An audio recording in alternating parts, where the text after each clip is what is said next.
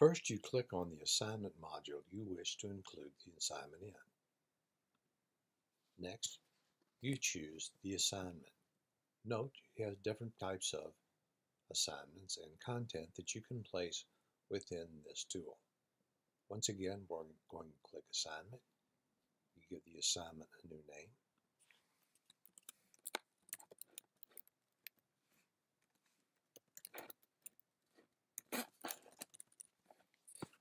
Then you add the item.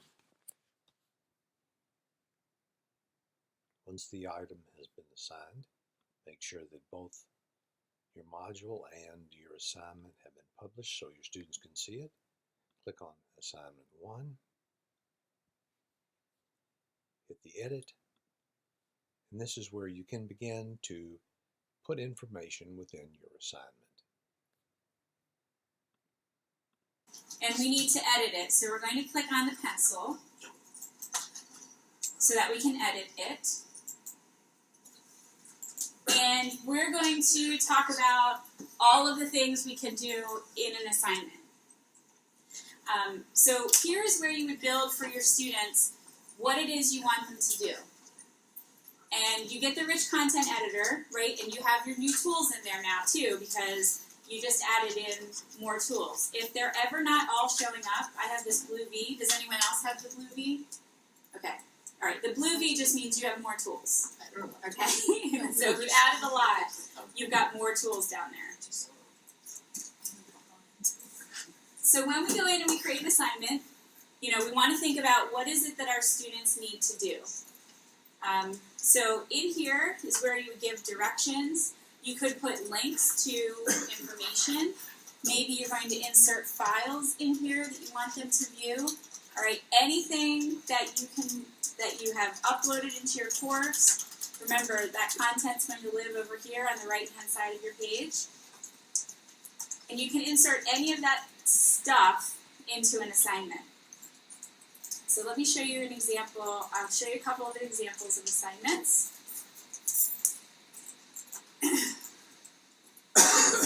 Just so we can think a little bit about, what all can go in there. So here is an assignment in my Greek and Roman mythology course where I want my students to read and listen to the poem Ithaca. So what I loaded up into here, here are the instructions. I put in a PDF of the poem. I should go into student view. This is looking ugly. This is where student view comes in handy because without it, you can't see full screen. All right. So here is how the assignment is showing to my students. I've asked them to read this poem, and I've put in the poem. All right, so that was uploaded as a file in my course. I was able to easily insert that here. I've also found Sean Connery reading the poem through YouTube that I have inserted for my students. And they're able to have some awesome music too. So I've asked them to read and listen to this poem. And then I've asked them to submit the assignment below and what I need them to do, and I want them, here are the directions. 2 words or phrases they had a hard time with. Tell me if reading the poem helped them understand it. A guess for what those words mean, and any other questions. All right, so in the assignment is where you tell your students everything you want them to do. And you build all of that out in the rich content editor. You can put all kinds of stuff in there. Files, videos, audio, whatever you got. Down below it is where you tell Canvas how many points this is worth. Okay, so points can be anything you want, up to 100. Let's say it's worth 10 points. Assignment group, I'm going to talk about in a minute. Canvas has the ability, with this idea of assignment group, for you to say, in my course, I give projects, they're worth 20%. Quizzes, they're worth 30%. Discussions are worth 5%. And Canvas, no matter what number of points you give things, it's going to just figure that out for you in your gradebook. So I was never good with that and making sure that I kept my gradebook you know, that's actually what it was figuring out to be. But we're going to talk more about assignment group in a minute. The next one is display grades as. This is how it's going to show up to students. Do you want it to be points? Do you want this to show up as percentage? Do you just want it to show up as complete and incomplete to students, even though it's worth 10 points? You have that ability. It can be a letter grade. It could be GPA scale. I'm not too sure why you would want to grade assignments on GPA scale. Or it could be not graded. Right? So maybe this is an ungraded assignment. Do you still have to have points if it's not graded? You don't. It is not graded. Alright, but I'm going to say this is points. Then, remember I told you before Canvas has all these options? There's a lot. How do you want it to be submitted? You have 4 options. No submission. No submission is useful if you want something to show up on their calendar. Like if it's super, super, super important. But there's nothing they need to submit to you. So maybe it's not worth anything, but it's that important that you want to give it a date, like a due date that shows up on their calendar, then you could use no submission. Online is probably what you're going to use the most, right? If we're teaching online. You have 4 options for how you want to accept work from students. The first one is text entry. Text entry really is only for shorter submissions. So I would say anything less than a paragraph. Like a paragraph or less, text entry works great for. You don't want to leave text entry for like multi-page papers. It's going to be ugly for you to grade it. So text entry really is like a paragraph or less. You can have students submit to you a website URL. So maybe they're actually creating a website somewhere and you want the URL to where it is. Or if you are getting from them something they've created in Google Drive and they're submitting to you the URL to their Google Drive document, whatever it is. Okay, that's where we use website URL. Media recordings. You can accept audio and video recordings. And finally, file uploads. Canvas will accept, like I said before, almost any file upload. You are able to restrict it. So if you only want them to submit to you a PowerPoint, okay, then you can say file upload, restrict file upload type, and then you just type the file extension in there. Can you have multiple files? You can. Yeah. Yep, you can have multiple. So if you only want to accept, I don't know, a doc or a PDF or an RTF, you put those 3 types in there. Okay? Or if you want to be the awesome professor, you can say, submit it to me however you want. You decide. You know, how do you work best? Do you want to give me a media recording, or do you want to write a 10-page paper? Probably not, but you do have the ability to select any or all of those options for how you want to accept that submission from a student. Group assignment. Do you guys use collaborative grouping? Okay. You can tell Canvas who's in the group. So you can set up groups when you're creating an assignment like this, or you can set up groups at the course level. Either way works. Let's say this is brand new for my course, and these are project groups. Canvas says to me, do you want to allow students to sign up themselves? If you say that, then it'll say how many groups are there in your course, and then how many group members do you want to limit that to. Or you can have Canvas split the groups up for you. So if you have 50 students in your course, you can say, I would like to have 10 groups, and Canvas can split them up, or you can create them manually. All right. So if you know who you want to have in a group, you can set it up, or you can say, "Hey, Canvas, you do it for me." So you have lots of options for setting up groups.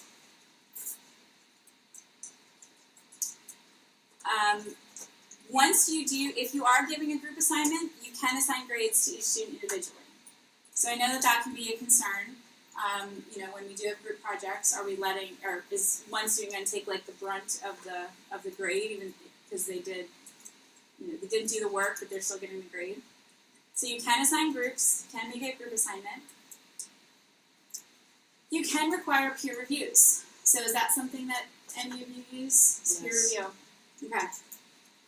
If you are having an assignment with peer review, you can either assign manually, so if you know whose paper you want the other person or project to be reviewing, you can assign them manually, or you can have Canvas just automatically assign them.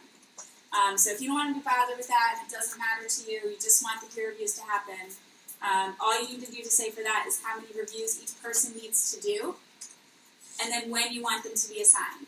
If you leave this empty, the when do you want it to be assigned, after the due date for the assignment, Canvas will just automatically send them out to the people who need to do the reviews. Will it divide it by learning community, by group?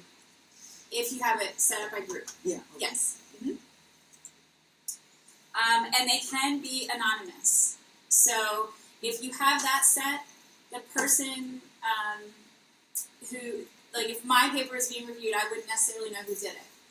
But as the instructor, I can still see who did each other's peer review. And are you saying Canvas is going to send out a message to the student They to do. peer review? That's right. I wasn't sure logistically what happens. Yeah, the with students peer get a notification. It's like an assignment that comes to them too, and then they'll see it as an item that they need to do, that they need to complete. Yeah. And they how do they submit it? It With peer review. looks very similar to when we go into the grading. They get all those grading tools, so they can annotate and give student feedback. And then there's a section of the course that comes in, so you'll be able to see them all. Oh, they're in Canvas. They're in as they do the Canvas. Peer review, and they click save. Mm-hmm. Yeah, and then the comments go to the student. It's really very cool. We can practice with that Monday or Tuesday, so you can actually see what it looks like and how it works. But it all happens within Canvas. And assignments anonymously submitted even if they're not being peer reviewed? To you, so you don't know who it is. Yes. I don't. I think no, but SteamGrader allows you to do anonymous review to a certain extent. You can turn off. It's just down. Okay, so when you're grading, you can have it turned off so you don't know whose paper you're looking at. So yes, you can. Blind grading. Blind grade, yes, like blind grading, yeah. So you can have it show, yeah. So when we go into gradebook, absolutely, you don't have to look at student names. I have a question here about the letter grades. Is it possible to say just enough for the letter grades and not Let's go find back so that I can. at what level A is, what level B possible is? To define the grading scale in your course, yes, you can do that. So I'll show you that too. And then That's what scroll applies to down. the assignments here when we say letters. Yes, the letter grade scale, yep. So if you set up a specific grading scale for your course, then it would apply here. Yep. So I'll be sure to show you how to do that. Alright, now, down here. Canvas wants to know who do you want to assign this to. Alright. Does anyone teach the same or have faculty who teaches the same course, the exact same course, but different sections? Like it's exactly the same, Yes. but different sections. Yes. Alright? And so you have to, so probably what you're doing right now is you have it all, you have each one of those sections created as a separate course. No, they get integrated. They're integrated? Okay. I think. It's more and some. They Oh. do. Yeah. Depending. Okay. Alright. We should that for it's a part of The college. the college. In that one also we made them sections and then merged. We have some like that. Yes, and it's like Okay. Yeah. There is the ability in Canvas to have separate sections of the exact same course, right? So if I had Algebra 1 that met Monday, Wednesday, Friday, and I also taught Algebra 1, but it met Tuesday and Thursday, I could have that Algebra 1 course with two different sections. So I could have a Monday, Wednesday, Friday section, and then I could have a Tuesday, Thursday section. Because of that, when I get down here to assign, what I can do is, let's say the same exact assignment is going to go to both sections, but it's due on 2 different days. So I have the ability here to say, who do you want to assign this to? So I can assign it to everyone, right? And so that's an option.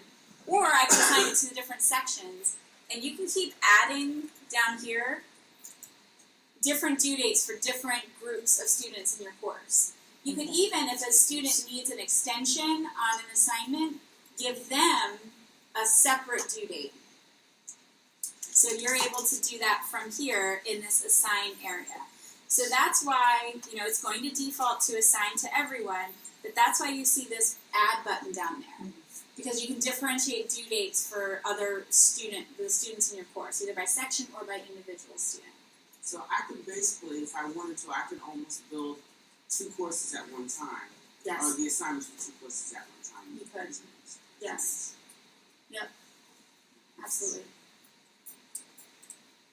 Alright, so if I'm going to assign it to everyone, I pick a due date.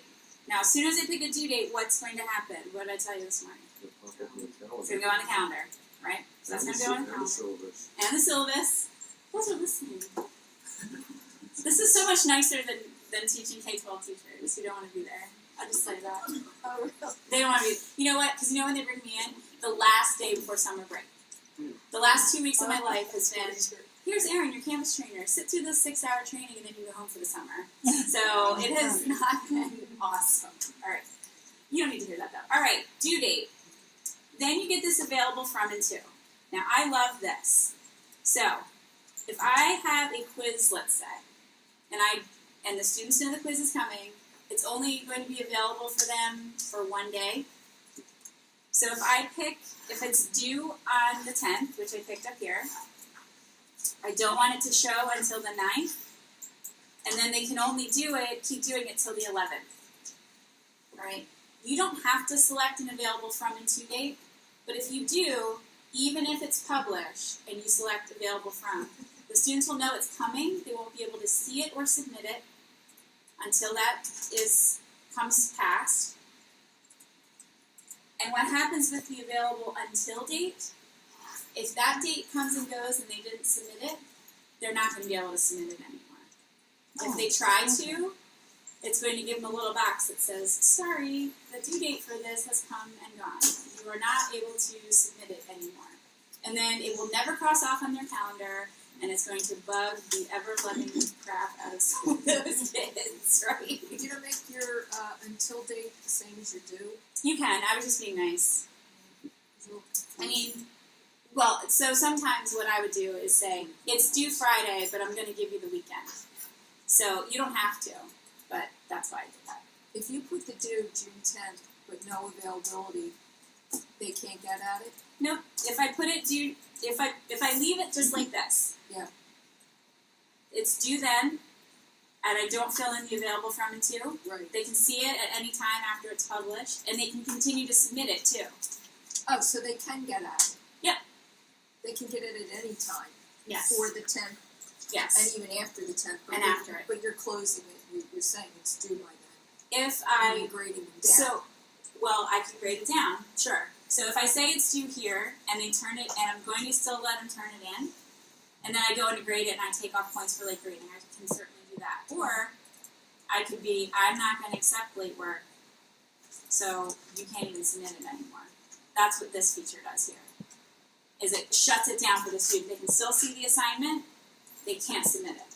Does it indicate the submission by? It does. It does it in 2 places. In your grade book, it highlights it red, and then when you go in to grade it, it says this was a late submission, right above where you're going to put the grade. Does it tell you the date that it was submitted? It does. It timestamps it. And can you also, could you do the available from, so if you wanted it open at a certain point, like where they can start submitting, but you didn't want to close it off? Yes. So you just do one. Yep, so these are independent. Okay. Yep, you don't have to select both. And then what happens if like someone, when you do set that, but then, something happened, like catastrophic happened to the student, and you want to give them an extension, can you? Just for that student? Yeah. So what you would do then, let's say I did this, right, and it was due for everybody tomorrow, but something catastrophic happened to one of my students and I needed to give that student an additional due date. So I would go in and click add, find that student, type their name in, and then give them a different due date. Well, that's handy for us for accommodation. Sure. It's not an extreme situation, No. it's accommodation. Right, for accommodations for students that have, Right. absolutely. Yep, so you can, if you have those students who can, like if you have a group of students who this group of students always gets 3 extra days. That was kind of what our timeline was with students with IEPs. I put them in a separate section, and so when I went into assign due dates, I always give the variable And date. that's nice, because then you don't have to have a duplicate assignment. Mhm.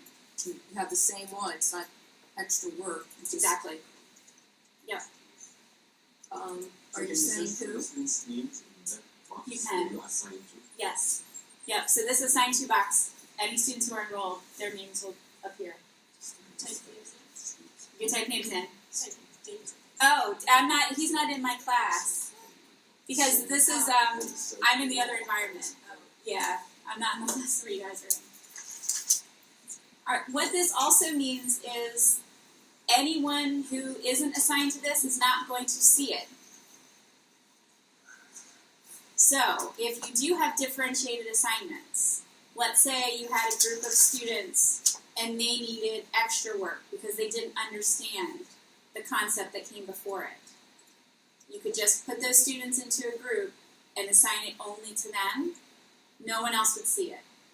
So you're able to have differentiated assignments in your course. Does everyone understand that? What do you mean by that? Okay. It's only going to show up for the people who you say and assign to right here. Okay.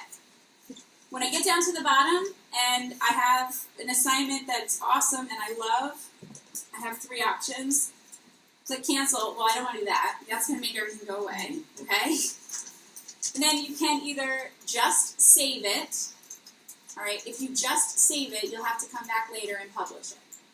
Alright? Or if you know it's good to go, and you have students live in your course, and you want them to be able to see it, click save and publish.